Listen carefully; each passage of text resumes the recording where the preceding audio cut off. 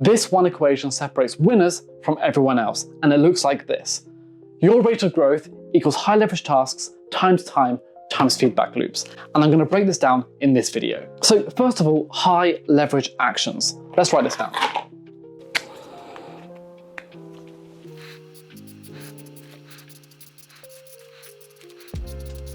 So the idea here is that most people waste their time on small tasks that never move the needle, never bring them closer to where they want to be, whereas the top performers in life focus on the small actions that are going to lead to disproportionate results. And this is the idea of a high leverage action. This is also known as the Pareto principle, or as you may have heard of it, the 80-20 rule. The idea being that 80% of your successes come from 20% of your actions. And we see this rule being applied literally everywhere around us. Like if you're spending 12 hours a day grinding on the wrong thing and you're seeing zero improvement, the chances are that you're focusing on the wrong thing. You're not finding those 20% of actions or those 20% of inputs that are going to lead to 80% of your results. And think of it like this. If you want to be a YouTuber and you want to grow your channel, one viral video is going to have a far greater impact on your channel's growth and your channel's success compared to 10 or 20 mediocre videos.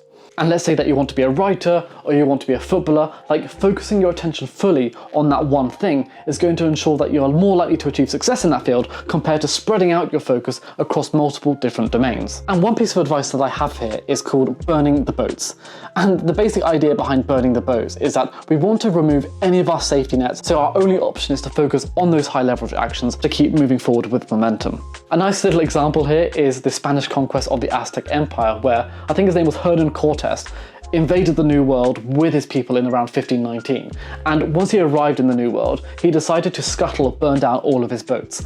And the idea was that by eliminating any chance of fallback or the safety net of having the boats there, they had no choice but to conquest or die. Now, I don't think we need to be quite that serious, but I do think that most people are diluting their efforts by subconsciously holding on to backup plans, like by trying to start multiple businesses or studying multiple subjects or doing multiple things with their time. They are having this sort of what if mindset, like if this business goes wrong, oh, at least I have these two other businesses. But what they don't realize, by spreading out their focus, they're minimizing their chance of success in any one of those endeavors. For example, I've recently committed to building my business Apex, and there was a time not so long ago where I'd be like splitting my focus across like maths and coding and playing the piano and reading a lot of useless books and just like splitting my focus across so many different things. I was only doing like half an hour a day on the thing that I actually wanted to grow.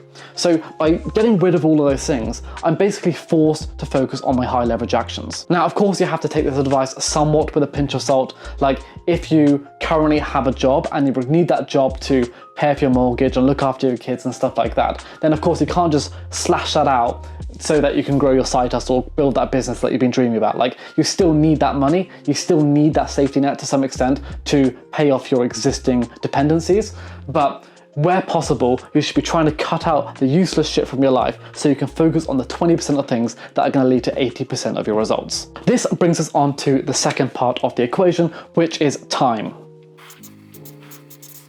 The thing is, most people underestimate the power of sustained effort. Like, success doesn't come from one singular bold action. It comes from stacking those high leverage actions day after day, week after week, and year after year. You see, the single biggest reason why most people don't achieve the success they want isn't necessarily because they aren't doing the right thing or they aren't focused on the high leverage actions. It's because they simply stop too soon. And this is an idea that Seth Godin explores in his book called The Dip. And according to Seth, like every meaningful progress goes through a period of time where everything is a bit more difficult, you're not making as much progress, your enthusiasm starts to fade, and he calls this thing the dip.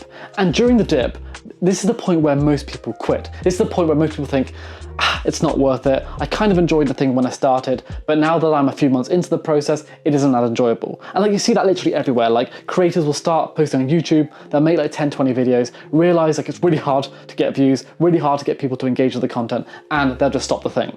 Or they'll start a business and they'll build the product or they'll design the website, get it out there. They'll make like 1 or 2 sales in the first few weeks and realize, no one likes this thing, there's zero product market fit, and I'll give up. And you see, winners understand this. Like winners understand that they're going to go through a period where things are a bit difficult, where there is a bit of a resistance to the progress that they want to make. But as long as they keep going, as long as they push through the dip, they will get out the other side. This also allows compounding to do its thing. When you consistently execute high leverage actions, each action isn't just like growing one by one. each action is actually multiplying the efforts of the previous action, which leads to this sort of compounding growth chart. Think of it like this, like you can't just go to the gym for 20 hours and then expect to be super strong the next day. But if you spread those 20 hours across a month, you're going to see far greater returns on that strength, on that effort that you've been putting in. And this is the thing, real progress isn't linear, it's exponential. And just doing small daily actions on high leverage activities is going to lead to far better returns in the long term than focusing on low leverage actions inconsistently. And so this then brings us on to the final part of the equation, which are feedback loops.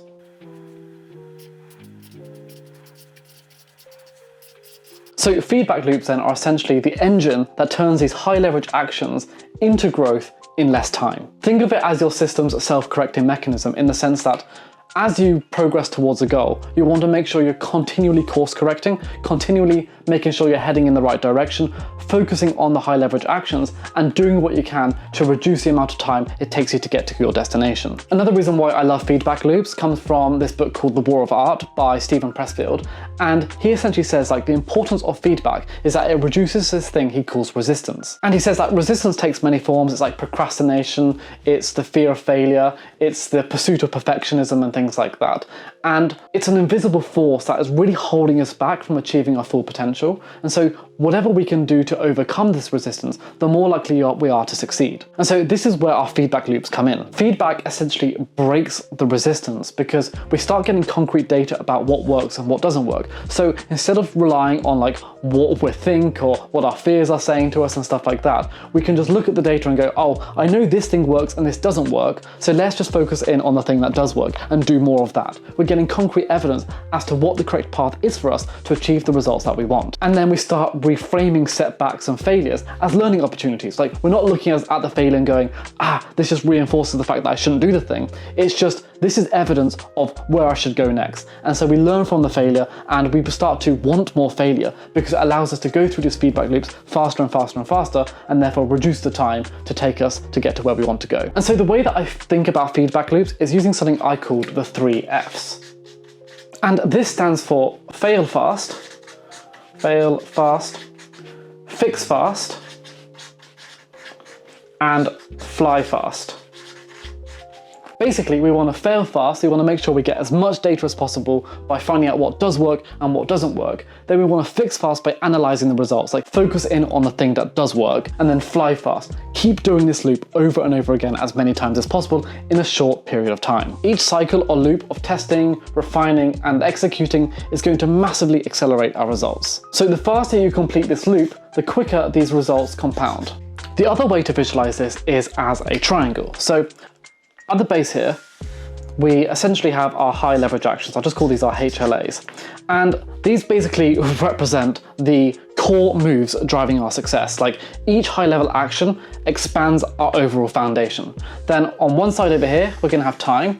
And this reflects like consistency, like our consistent focused effort over time towards I can't even spell time. Our consistent efforts towards our most impactful actions. Like time deepens our results. And then finally, on this side, we have our feedback loops, our FLs. Okay, so like rapid testing, immediate analysis, and constant improvement ensures our efforts become increasingly effective. So feedback sharpens our actions. And the idea is that the larger our triangle, the bigger our results. So we can have a medium-sized triangle like this. We could have an even greater triangle like this. So we have more high leverage actions, we're doing it for an even longer amount of time, and we're doing feedback loops more consistently over a long time. Or alternatively, we could make the triangle smaller, like so, in which case time is less, we're doing less feedback loops, and also we're doing far fewer high leverage actions as well. So basically, take bolder actions, persist longer, and iterate faster, and you're going to achieve greater growth. For example, let's say your goal is fitness and running a marathon. Like the high leverage actions would be things like actually going out and running, making sure you have a proper training schedule and you're eating the correct foods. Time would be making sure you have an actual training schedule and you're doing consistent runs day in, day out. And then your feedback loops is looking at how quick are those runs? Are there areas where you could be improving? Have you had a gait analysis to make sure like you've got the right trainers on and things like that? Or let's say your goal is to grow a YouTube channel. Your high leverage actions would be writing scripts and publishing videos. The time would be, are you actually publishing a video once or twice a week? Like, do you have a particular upload schedule? And the feedback loops would be going into the analytics and looking at your watch time, your retention, your click-through rates, and making sure those things are trending up over time. So for every single thing that you're doing, you can think, what are the high leverage actions? Am I doing this consistently? And do I have a process to analyze what I'm doing and make sure I'm improving that thing? So in a nutshell, here's what you need to do. Firstly, choose one high leverage action and commit fully to that thing. Burn all the boats and remove all distractions. Secondly, do this action daily without failure to allow the power of compounding to turn tiny actions into huge breakthroughs. And thirdly, rapidly test, analyze the results, and pivot fast. And I promise you, if you do all of these things, you're going to achieve way more in the next 6 months than you have done in the previous 6 years.